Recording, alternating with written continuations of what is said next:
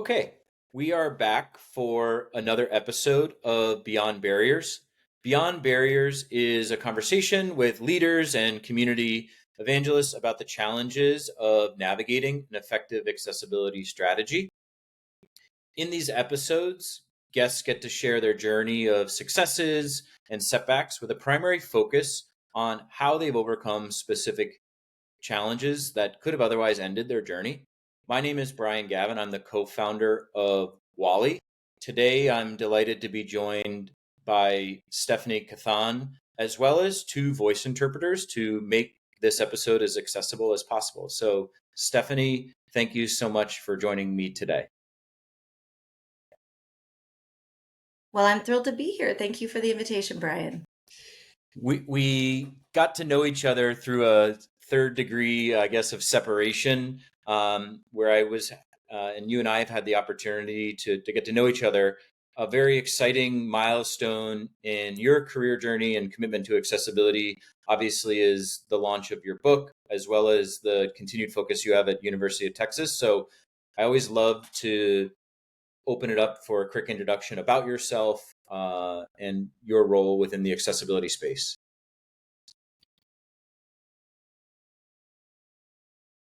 Well, thank you so much. I've been around for a number of years and working with access and accessibility. My first love was language and linguistics. I love language development, acquisition, how people talk and use language of all different kinds and what that looks like for different people, how we use words. And it really sparks my interest in terms of how people communicate and share information, share their feelings, and really just bond and relate to each other. And so, with that, my academic interests really kind of broadened and expanded to focus on education and how language and communication and information sharing really connects with what's happening or for many people with disabilities is not happening equitably in education. That learning experience is so wildly different for people with disabilities. And so my passion, my drive, my motivation is really about those discrepancies and experiences for people with disabilities. So yeah, we'll just start with that. Awesome. I think you hit the nail on the head with talking about it's not happening. There's a lot of great effort that I hear from leaders across the collegiate level and other levels of higher education. Tell me a little bit about how you're making it happen. Very reputable in the education space from my getting to know you. So tell me how you're changing the not happening to happening.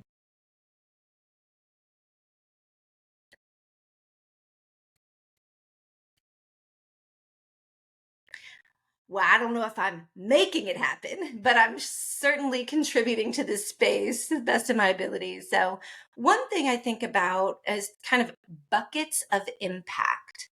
And the first one is research. I have a long history of research. I've been at UT for many years. And UT is just one institution of many that really values research, and that is a top priority for us to do some research that helps people. My research and what I'm taking a look at is assessments. And if you know anyone within the K-12 realm within the past 25 years, you know that assessments are a huge hot topic for parents, for educators, for students, because they're standardized assessments and they're not accessible. We all know that. And so my research in that space I want to change that. And that's been my focus for the past 25 years is just thinking about the design of the assessment and making it designed for everyone. So that's one key area for me. I spend a lot of time in that space, talking with people in conversation about figuring out what we know from the research and how can we put that into practice and make it practical. So that's one thing, that's one space I spend a lot of time in. And then secondly is my teaching, what I do here at the University of Texas. I'm a teacher at heart. I grew up in a family where education was so important. Everyone was in education. And that is such a high value for us. It connects everyone to everyone else. And students within the culture of disability is a good focus for me. So thinking about that topic and why, what connects the student, their experience with disability. And there's so many people, so many students feel like, that's not me. That doesn't apply. That's only for old people. That, or that one kid who leaves the class every day. They come and get him or her. That doesn't include me. That's not me. That's not my world. And so just that attitude and that view. So I encourage people to think about disabilities and just knowing that 1 in 4 people have a disability. And for students, for the younger crowd specifically, they don't see that. They don't get it at all. So just the exposure to different stories and lived experiences of their peers, um, and pop culture, when we think about what's happening out there today and the stars who have disabilities who are now disclosing that. Often famous people will disclose that they have ADHD or dyslexia. And so just getting it out there front and center now that people are more comfortable disclosing really helps students realize that disability is not a one-off thing. It's not that one kid who gets called out of class. It's that, again, 1 in 4 people have a disability.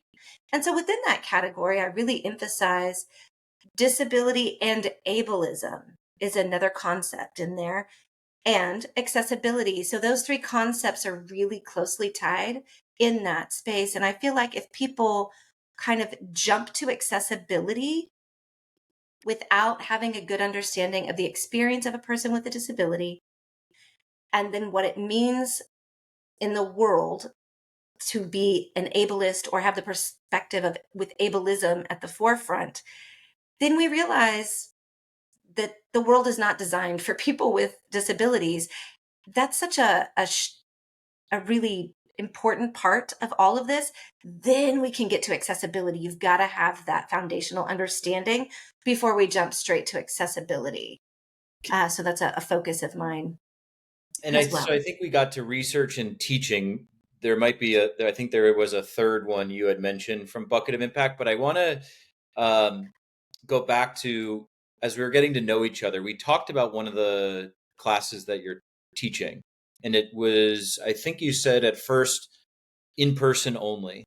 And the volume of attendance or number of students you were registering um, maybe was low to the initial expectation that you had. But as you changed the delivery mechanism, moving, I think you said, to an online class, registration skyrocketed, right? So um, it it kind of resonated to this second component. Obviously, that's core to the teaching, right? That's one of the pieces of curriculum you teach, but it seems like a fairly simple change that had maybe an unintended impact or an afterthought of learning from your own self about it changed the accessibility altogether for the student population.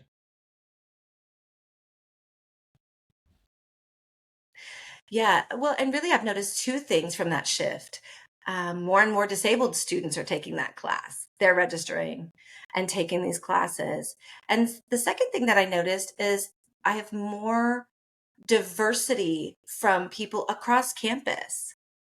It's not just people getting an undergraduate degree in a particular space. I mean, I have business majors, I've got science and engineering students, nursing students. It runs a gamut. And we have the capacity to include more people from different spaces and different backgrounds. So that really helps shape the course itself as well with that happening. It's when I was getting my undergrad, online classes, I think were a little controversial across. I went to a small private school that um, online classes were sort of a way to maybe skate out from having to do the work. But now, I don't know, 20 years later, I'm probably dating myself. Um, the intended impacts from an accessibility space are so great because you're reaching that broader audience. Was there a third bucket of impact? We talked about the research, we talked about teaching. What was the third bucket? It's advocacy and just being out in the world and being on LinkedIn, writing. I do a blog and just trying to make sure that people outside of academia have a chance and an opportunity to understand the importance of accessibility and why it's important. Disabled students and people with disabilities just out in the world, it's the same thing. And the three buckets are sort of, they all overlap at some point, right? They're not actual buckets that are completely siloed, but that's sort of how I categorize the work that I do. But then there's information sharing that crosses all three of those. And it's not just, oh, we write a book. Oh, I teach a class. It's that I love this. And now podcasts are up and coming, and podcasts like this are so good. And I love doing stuff like this because it branches out to all three of those spaces. Part of what we're so um, passionate about with Beyond Barriers is just raising the level of education and humanizing what accessibility means. I think you said it best earlier on in the conversation, but it was often looked at as, oh, I have a student who's come into the class that I can see is a disabled student, and that's my accessibility population. And that's not at all what this means. I mean, I think you broke it down even better to say from a disability, ableism, and an accessibility standpoint, that is the holistic aspect of what we're actually talking about. So humanizing this understanding of accessibility to me is I think where you're hitting the emotional aspect of what I'm so passionate about. Is oftentimes with companies that we talk to on the commercial side of our business, it's about, let's just cover up this compliance exposure that we have. And I'm like, well, that's not even what our product is. You're going to get compliance in our product, but if you're not interested in the experiential aspect of how someone interacts with your company and your brand from a digital perspective, then maybe we're not aligned to have that conversation. So yeah, you're hitting the nail on the head for me from an emotional aspect.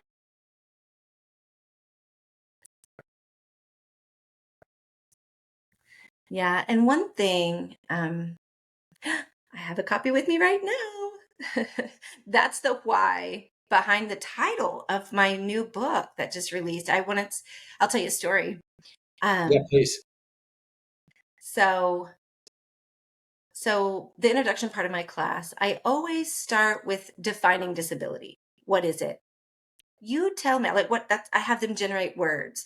When you see the word or hear it, disability, what comes to mind? Typically, people will say, oh, a wheelchair or a hearing aid, or things, right? They talk about equipment, devices.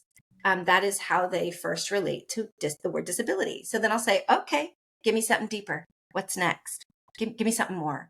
And then they'll say, marginalized, or often a lot of negative, scary words come up.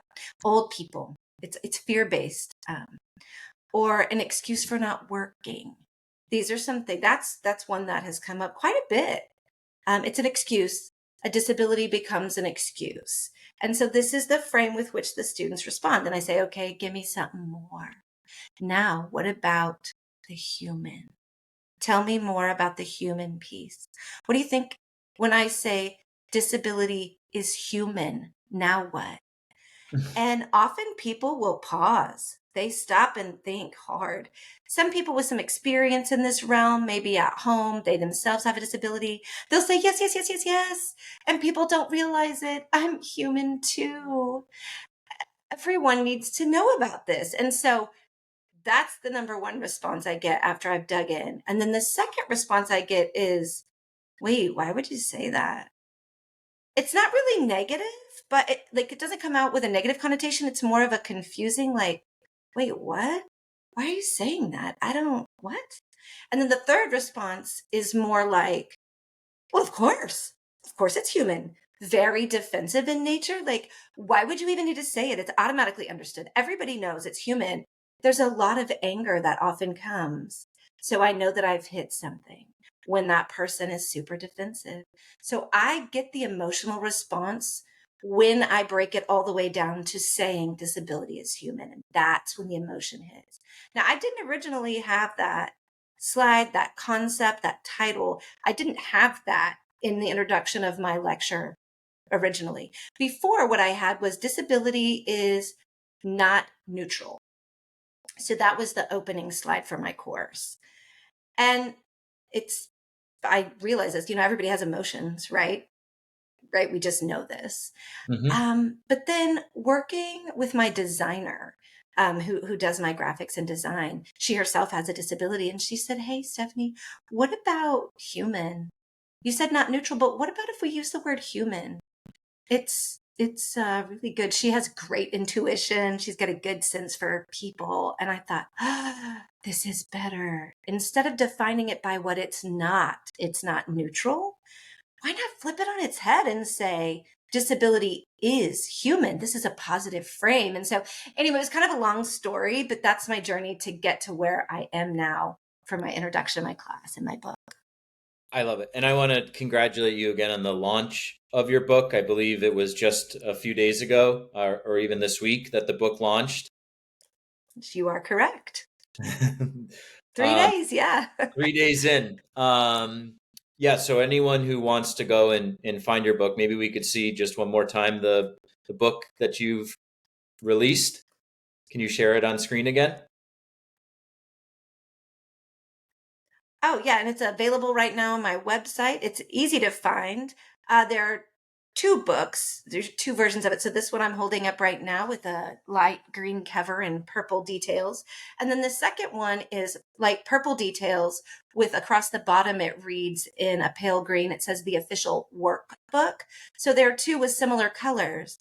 And so it's really the workbooks for anyone who wants to think about how to apply these ideas in everyday life, especially if you're working with other folks. The workbook is great. Or maybe you have a book club that you meet with, or just other people that you want to engage on this topic with these ideas. The workbook is for that purpose specifically. Honestly, it looks and feels a lot like my class. The workbook does. It's just some things that I also use in class. It's kind of funny. So that's what it looks like. And so people might like when I was going back through, I was like, oh, I remember that activity from my class. So yeah. Awesome. I would make one correction, which is, I think you asked, well, this workbook is good for if you work with someone, right? The mental mind shift that I would love to express is that it's not if, it is you are. And you talked about the aspect of the visible person who comes into a room in a wheelchair, right? That was sort of the initial definition that you got from students. But um, the aspect that 1 in 4 people have a disability, and I bet as we repoll those numbers, you'll see a drastic shift because we're changing the barrier of entry. No pun intended to the name of the podcast about how assistive technologies are being provided and kind of removing that barrier that there needs to even be an identification, right? Um, I'm going to transition. You highlighted the workbook, and I think that's a great way to talk about some of the challenges of implementing a scalable strategy and some of the challenges that you've overcome um, going across these buckets of impact. Help me understand some of the challenges that you had to overcome.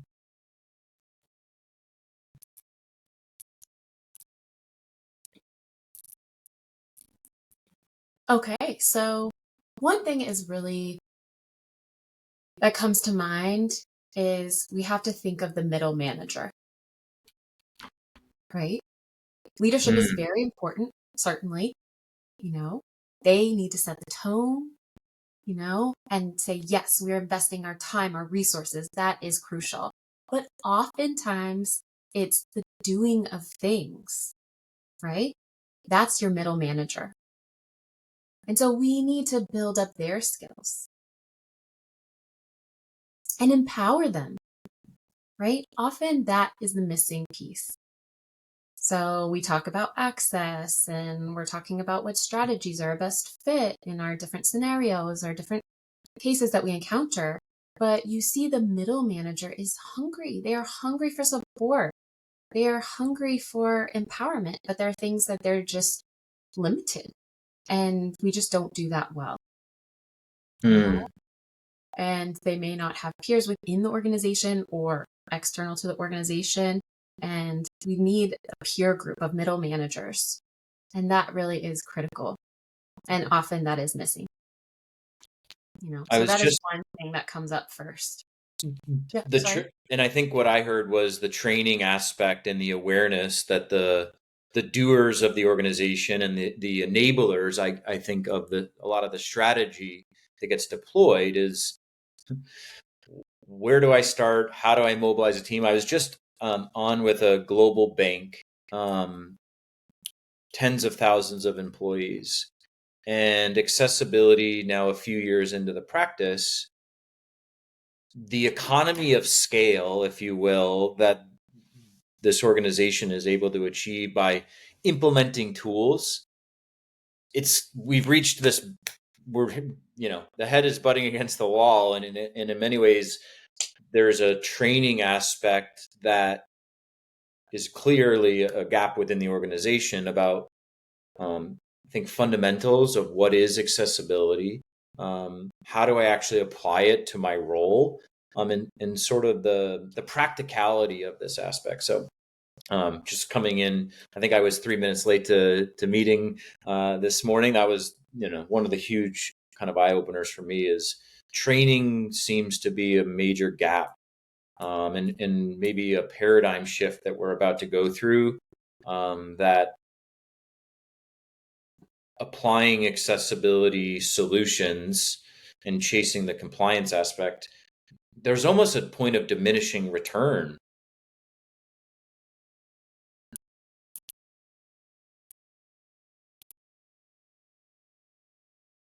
Yeah, and just to add to that, one thing that I have noticed is, so when a business or an organization says it's important to think about access and accessibility, they're focused more on the customers.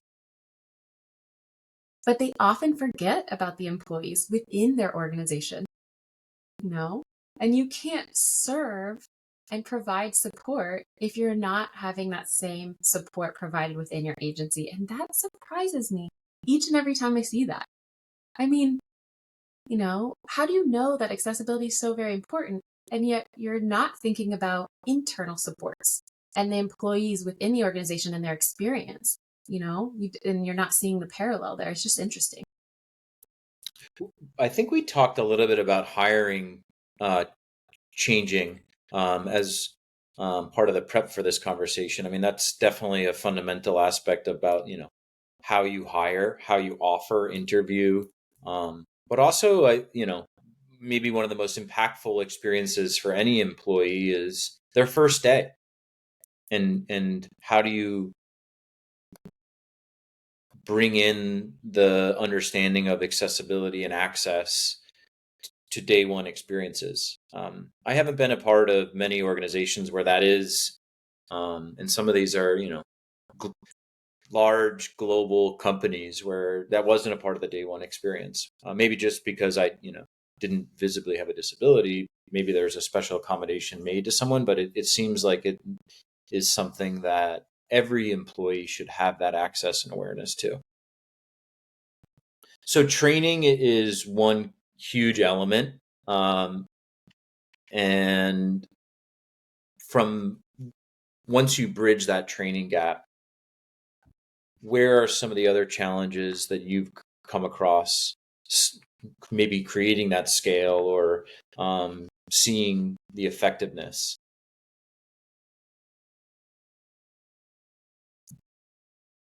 I'll give you one example of a challenge. So, there are so very many disabilities. For example, a learning disability. Many, many people have a learning disability. It's the most common. And people seem to understand that. They say, okay, we need to think about learning disabilities in regards to reading or an assignment, so forth. And we need to invest some money. And that's more likely, well accepted. And if it's a low incident disability, and people aren't really as aware, it doesn't seem as common of those accommodations or what accessibility really looks like to be effective, there's more resistance to that. And you'll see people saying like, oh, it's just one person out of 1,000. So why are we spending a lot of money on this one person? Right. And they'll talk about, when we talk about accommodations and access, they'll see it as just like, oh, just one person. And they won't see it as the whole system. And so the question becomes more about how much it costs for that one person. And to me, that is the wrong mindset, right? It's not about one person. It's about the system as a whole. Is it accessible? And then it becomes a problem of, people will talk about ROI, right? They'll say, oh, but if I spend a lot of money and pay a lot of money on one person, that's not a high ROI. But we have to think about the system, the systematic ROI, right? This is just tiny. And each person is a part of the solution, and whether they use that or not, we don't know. So that is one challenge that I've seen. How do you place an RO? Oh, go ahead. I apologize. Oh, no, it's okay. Yeah, no, let's move along. Go ahead. No, I wanted to ask, the ROI aspect comes up a lot in my day-to-day conversations. How do you address that? The notion of, oh, it's one person probably is a naive answer. I don't mean to be rude, but that the person who says that type of statement is probably a little naive.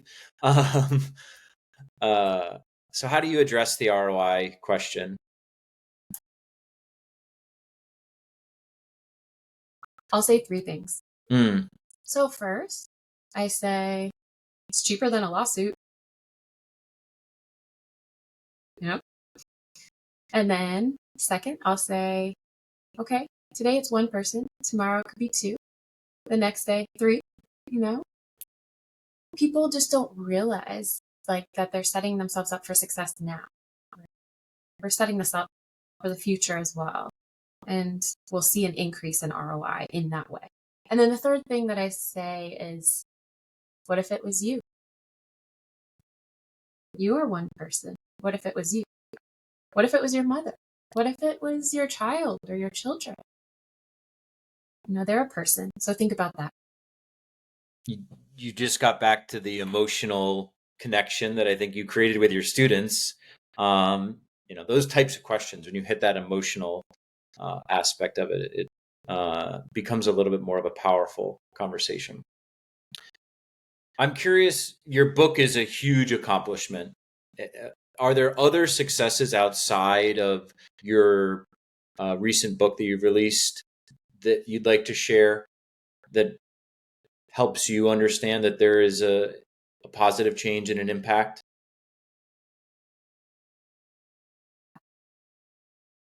Oh, for sure.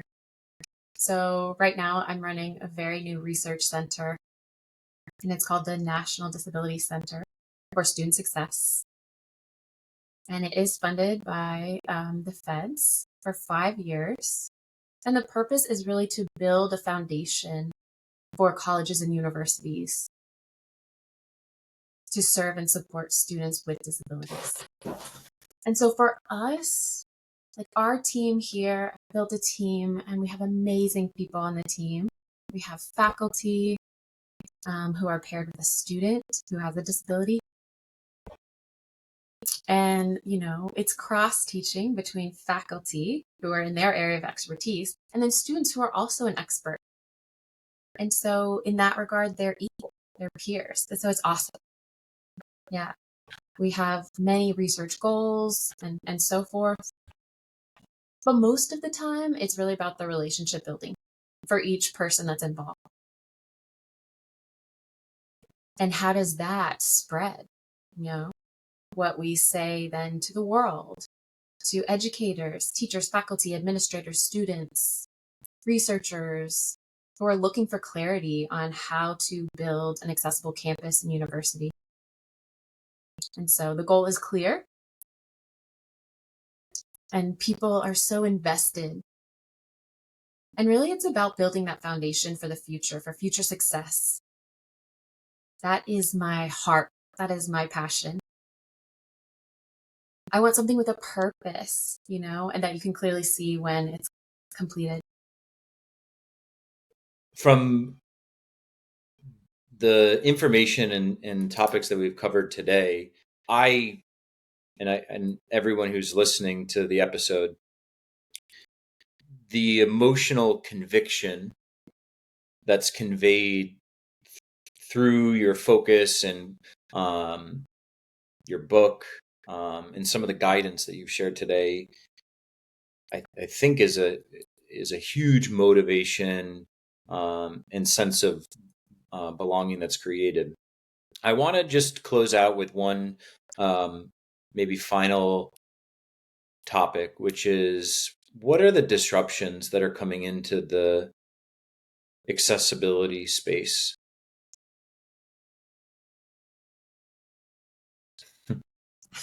What is your research going to yield? Honestly, that annoys me. Oh, but the first one that annoys me is AI. I feel like we can't control it. We have to figure out. So, I teach people with disabilities and people without disabilities. So we need to figure out how to support a good use of AI within learning. And that for me is very important. And so I'm watching that closely. And in my research, so far we've completed year 1, and what we're seeing already is just a sense of, well, 2 things. First is disabled people always saying, like, first thing is to reduce ableism. That's the first one. Not to create new technology or new things, reduce that negative attitude. And that is the hardest and most important for everyone. And then the second thing is, my research I've shown for years, attitude matters. It has an impact on achievement. It's not just access, it's about achievement, right? What do? Where you go? The jobs that you get, attitude, right? Like, oh, I've never believed in myself, honestly. But what you see time and again is, like, both the numbers show it and stories show the attitude of the people around you.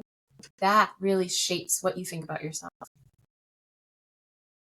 And that, to me, is the biggest surprise from the data, is how much impact it really has. Yeah. I don't want to oversimplify, but attitude and commitment and that sense of belonging drives a lot of all of our sense of focus. And so the work that you're doing is incredible to change the attitude. The title of your book could not be more perfect, that disability is human. Because when you ask that question, well, what if it was one of your parents, or what if it was a child, one of your children? So I so much appreciate your viewpoint and the methodology that you're using to drive the awareness and accessibility, the commitment that you have within the university to providing scalable programs and access to this information to everyone around the world, which is so awesome. So I just want to say a huge thank you for joining me today, Stephanie, to our 2 voice interpreters that have helped make today's episode more accessible. Thank you. And I always like to leave just with anything that you would like to close out on.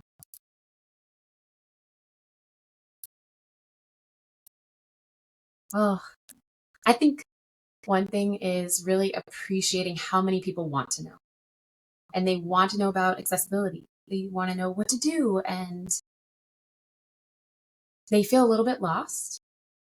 They feel like accessibility is so big, so huge. And so I want to encourage people to find others who are also curious and find people who would also want to work with you. And so that you're not working in silos and you're not isolated. So that is what I would close out with, is just really find people to encourage each other. Amazing. Thank you. Thank you. Thank you. And I hope you have a great rest of your day. You as well.